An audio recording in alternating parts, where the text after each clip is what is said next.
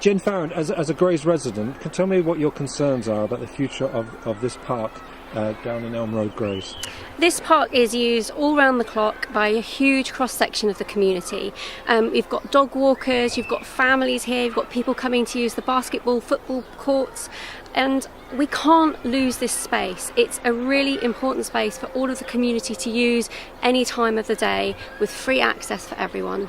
But there are plans, I believe, to put a school here. The population's growing, there's a need for school places. You must be able to sympathise or empathise with that. Absolutely. I'm an ex-teacher. I totally understand the importance of having local schools. However, this is one of the few large bits of land that we have here in Grays. We cannot concrete over all of the green space. This is 6 acres for dogs to run around off the lead, one of the few places in the local area where they can do so. And as I said, it's used by a huge number of people.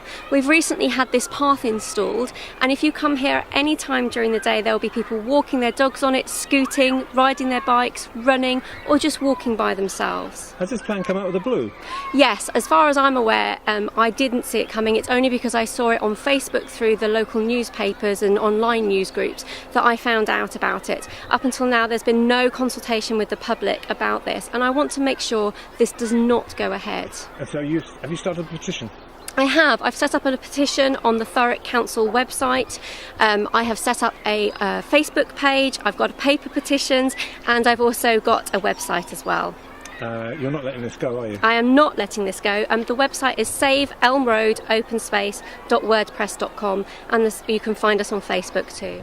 Councillor John Kent, has this plan here regarding Elm Road and the proposal to build a school, has this come out of the blue to you? It's come entirely out of the blue, and I'm afraid it is typical of the way that Thurrock Council works nowadays. I'm the ward councillor here. None of us were told that this proposal was even being considered. None of us were warned that this proposal was coming forward to a scrutiny committee into the council's cabinet. Residents here haven't been given any advance notice, and they haven't been consulted. In fact, if I hadn't been looking on council agendas for something else entirely, I wouldn't have known that this was coming up. It's absolutely disgraceful the way that the community's been treated, and frankly the way that local councillors have been treated. So total surprise, total bolt from the blue. So whether you're as a local councillor or as a prospective parliamentary candidate, what can you do? Well, we have to make a really strong case for protecting 6 acres of open space. We call it open space, it's actually a park. This is a 6-acre park that we have to protect at all costs. That's number one. But number two is we just have to look at the planning niceties of this. Nobody can tell me how they think they're going to get 900 pupils in and out of the school. And for 900 pupils, you're looking at in excess of 100 staff in and out of the school along Maple Road and Elm Road.